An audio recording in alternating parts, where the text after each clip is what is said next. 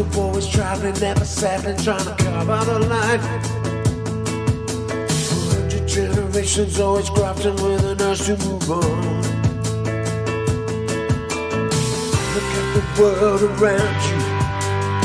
You say it's built on blood and sweat and tears, when it was corruption, lies and fears.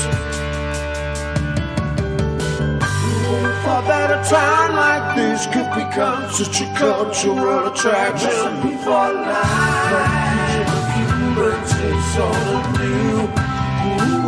What was serving you? You would have thought that this small town could be a melting pot of unresolved passions. Before life, we're doing the best that we can.